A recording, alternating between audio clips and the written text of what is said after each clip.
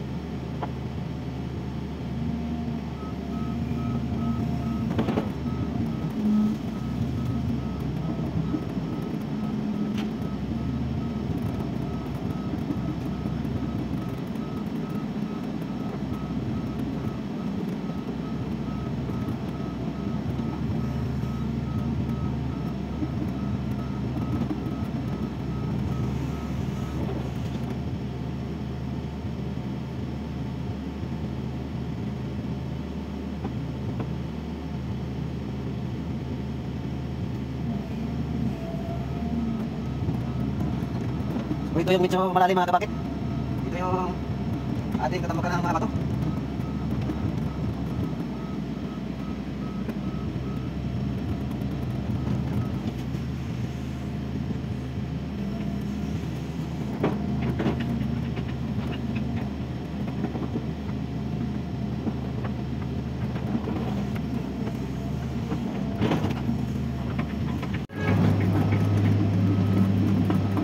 Ayan mga kabakit, tapos na nating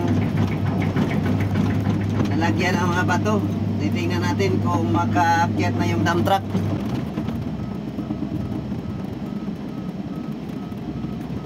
So ayun, tutulak na natin mga kabakit dahil hindi po siya nakaakyat.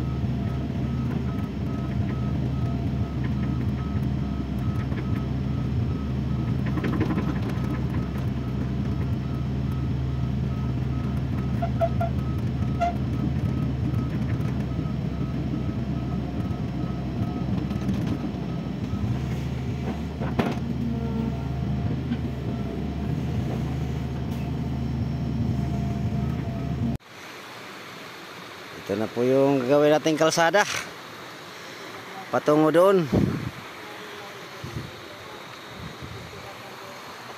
So what's up mga kabakit?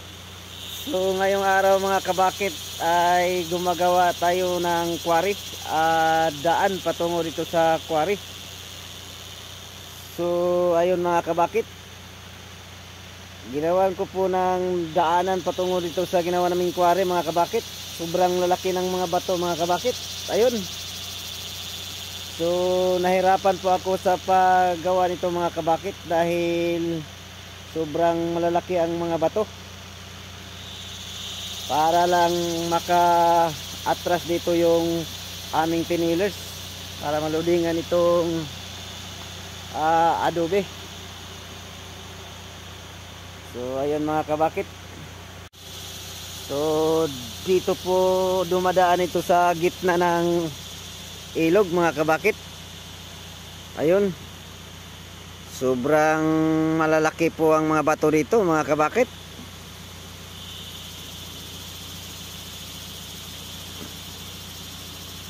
So ayun mga kabakit, at nagsimula na ring magdam yung pinwheelers na aking niludingan doon sa aming ginagrabilingan mga kabakit. Ayun mga kabakit.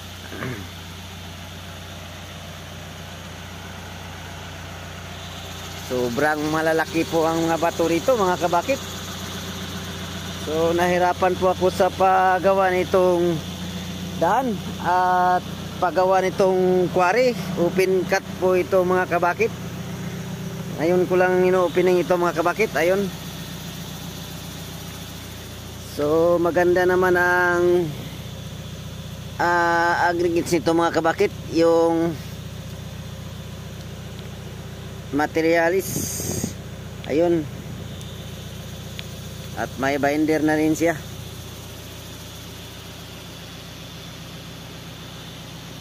Sobrang lalaki ng mga kahoy dito mga kabakit oh.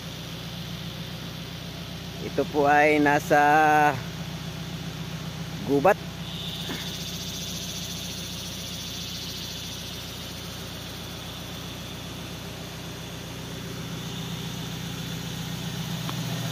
So ayun mga kabakit. So dito po atras yung pinwheelers namin mga kabakit.